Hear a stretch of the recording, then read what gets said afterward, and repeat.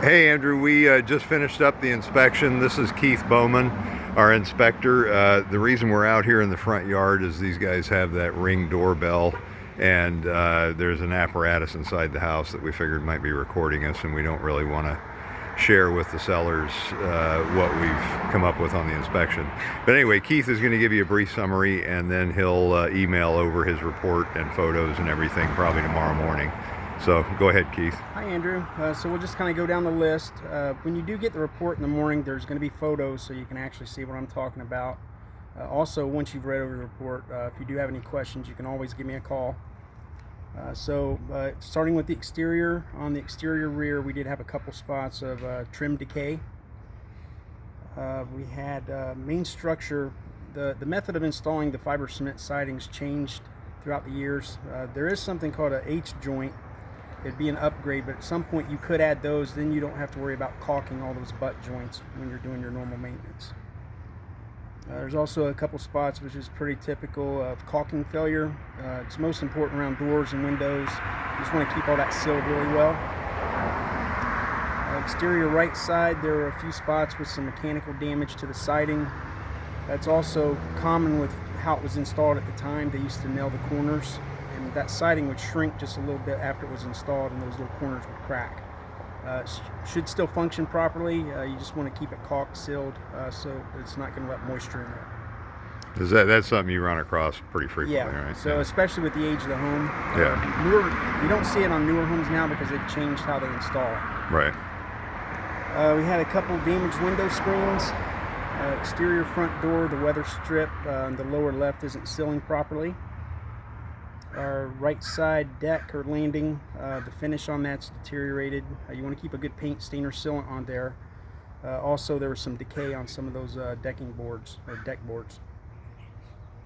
The roof, and actually you can see this from here, we do have some vegetation that's kind of overhanging the roof.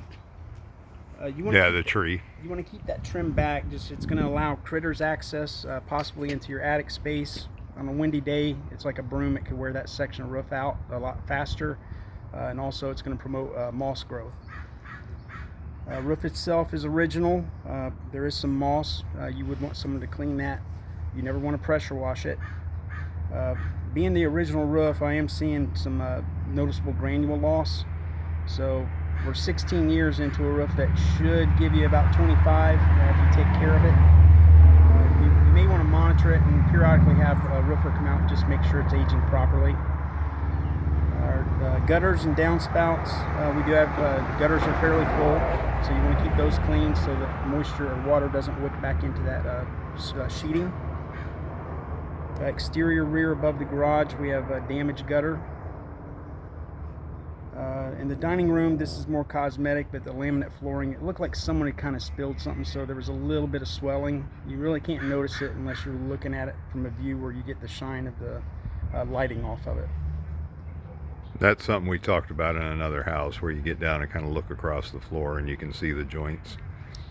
Our kitchen, the windowsill in the kitchen is not attached, so the windowsill just lifts right out of place, so that should be secured.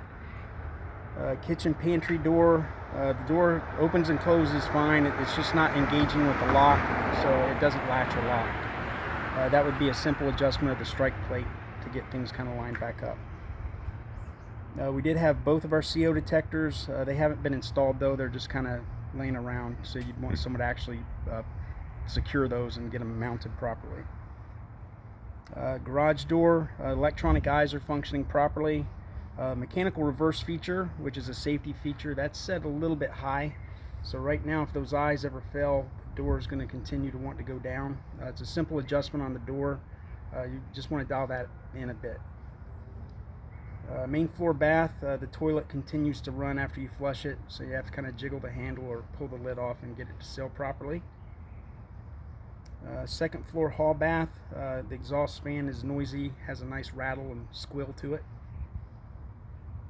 Something that's not really a defect, but your kitchen sink, the sprayer, it looks like they've replaced that sprayer, so when you try and turn it to the left side sink, it actually won't reach it. So you're kind of stuck using your right side sink. Microwave, the door is damaged. Microwave did function properly, but there's a couple cracks on the frame of that door. Water heater, good hot water throughout. Installation looks good. It is original, so it's starting to get a little bit older. Average life expectancy is about 8 to 12 years. Furnace, last time the furnace was serviced was in 2020. Ideally, you want to do that once a year. We did test it out and it did function properly. The furnace filter is dirty, so it's due to be replaced. And I anticipate we'll ask to have both the furnace and the fireplace serviced by yeah. a technician. Yeah. Electrical panel. So they did have some open knockouts, which ideally you don't want to have any openings into the panel. At Home Depot or Lowe's, you can actually buy these little plugs that'll block those off. We also had one circuit breaker that they've got a double lug, so they've got 2 wires going to one breaker. There's actually room to add another breaker, so that'd be the simplest solution, is have someone come out, install another breaker, remove one of those wires and put it into the new breaker. Were you able to tell what it was for? I wasn't. Okay. So attic framing looks good. It's insulated to the standard of when it was built. I didn't see any evidence of leaks. There was a little bit of microbial growth. It's right by a bath vent fan. I suspect at some point that vent came loose and fell down. They got staining. It's reattached now. Okay. So I think it's probably from the vent fan. Crawl space looked good. There was some past rodent evidence in the crawl space. A little bit of damaged insulation, and then there's some scattered wood and cardboard debris. Ideally, if that's rakeable, you want to try and get it out of there, just because it can promote wood destroying insects. And did you say there was traps down there? There are traps. Nothing's touching them, so I think. So the traps are all think still they set, became- and there's I nothing. think they became aware of the problem, took care of it, Got it. and you still have some minor droppings and a little bit of insulation that's going to need to be put back in place. Got it. And that was it. Okay. And keep in mind that Keith is all about the negatives, so he doesn't share anything positive in his reports. That's my life.